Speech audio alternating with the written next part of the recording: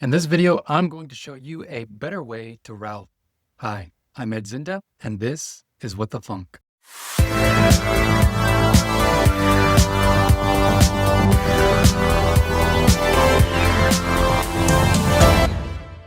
So if you have no idea what Ralph is or what Ralphing is or what Ralph loops are, I don't blame you. The AI space is changing very rapidly, and it's very hard to keep up with all of the crazy terms and names for everything. But if you're confused and you want an explanation, you can check out my latest video, which I will link above. But I just wanted to make a quick video to show you something I've been working on. In that last video, I showed you a new shell script that allows you to run Ralph loops to build software. More recently, I've been working on a more polished tool, which I call Iterator, which allows you to run Ralph loops against a spec file. It gives you, in my opinion, a nicer developer experience. The name of the tool is Iterator, slightly misspelled because that's what the cool kids do these days. It's still a wrapper around open code like my last shell script, but it's written in Go, and it has a nice TUI interface. Unlike the new shell script, it's a little bit easier to get started. You can simply use your favorite JS package manager like bun, npm, or PNPM. So let's go ahead and I'll show you how to do that. Let's make the terminal a little bit bigger.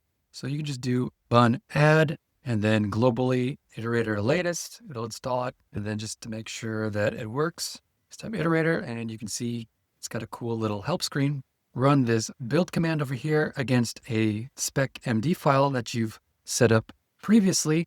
And I'll show you a spec MD file that I've just created. You can run a doctor command like this, and it'll tell you whether or not you have everything you need. The only requirement is open code. So let's go ahead, and I'm just going to show you the spec that I created. It's for a to-do app written in Go using some hipster technologies like Temple, Datastar, Tailwind. Doesn't matter if you know any of these things. I like to use these things when I build my Go web applications. So we'll just kind of go through the spec. Basically, your spec file is going to be an MD file, going to have an overview, maybe list the technology stack, give it some important notes, features, anything that's out of scope, some project structure, and then any snippets like data models, stuff like that, that you want to give to your model. If you watch the previous video, you understand that the basic reason to run a Ralph loop is that you break down large features into very bite-sized tasks. And when you're working on each task individually, you want to give your agent as much targeted context as possible so that it can best implement the task at hand. And then once it's finished with the task, it throws away the context, starts a new iteration, and moves on to the next task.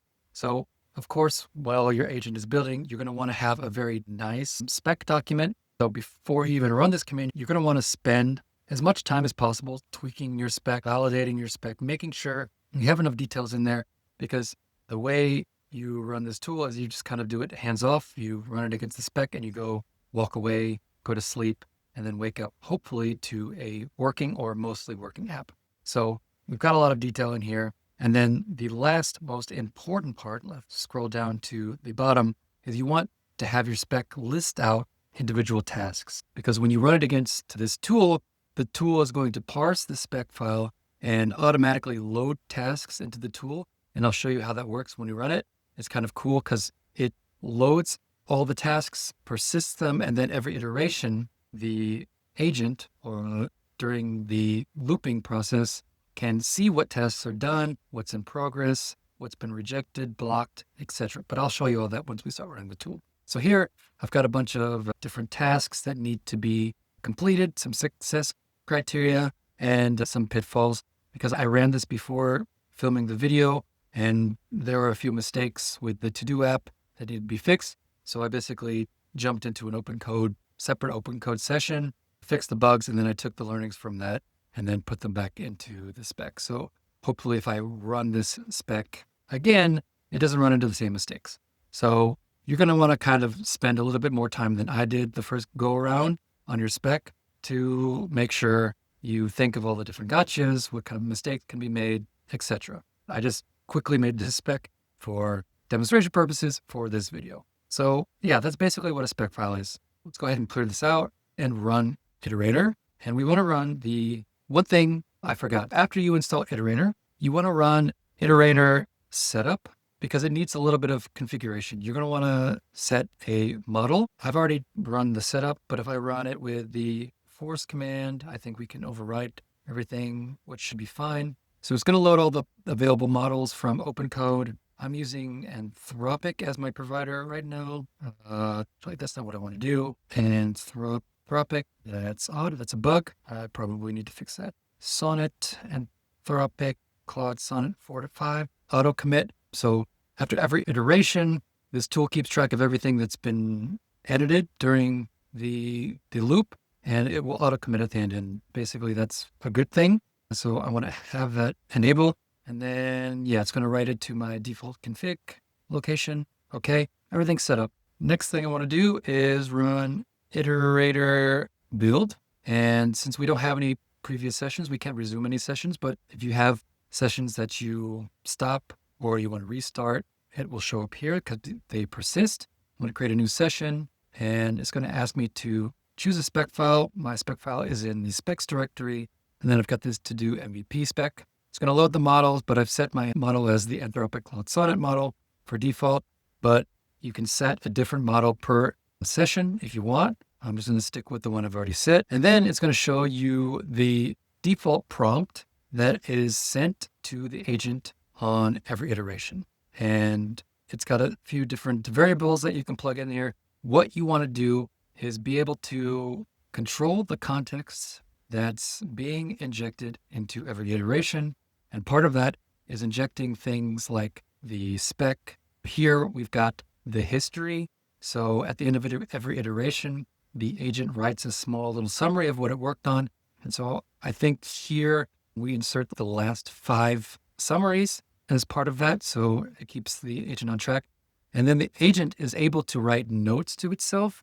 So if it got blocked by something or it ran into errors or it learned something new that it thinks could be helpful for the next iteration of itself, it will write it into this notes section. And these are persisted here in the prompt. The way the agent is able to add tasks, create notes, do other kinds of things is basically it calls back to the iterator tool itself, and it has a special subtool to allow it to manage tasks.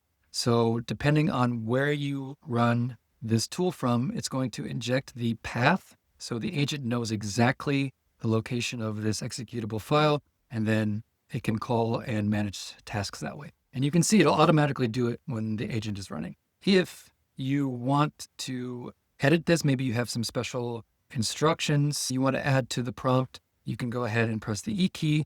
It'll open your default editor. In this case, my editor is set to Helix, which is kind of like NeoVim. We'll just go ahead and quit out of that. You can give your session a name, and that's what it's going to be called in the list if you want to come and resume a session later. And then you can set the max iterations. If you don't care about setting a number of iterations, you can just leave it at 0. That's what I'll do. The app loads up. It starts the first iteration, and then it's going to look at the spec and figure out what tasks need to be loaded up. You can see right here, it actually ran the task tool. I don't know if you can see it. No, it basically converted to JSON, and then it ran the task tool a little bit later, and then batch added all these tasks. So now we have a list of tasks that the agent is going to see every time it runs an iteration. And you can see it already performed a task, completed it, and moved on to the next iteration, which clears out the context and starts all over again. That's basically what happens. It's just like the script in my last video, but in a nicer interface. And so what you can do is you can do things like show logs of what's running. So you can see everything that happened. You can see that it created a bunch of tasks, started a new iteration, etc. You can also add tasks of your own. So say in your spec, while you're watching this, or you stepped away to grab a coffee, you forgot to add a task in your spec. You can go ahead and add a new task manually. So if you hit Control X and then T, you can select the priority of the task.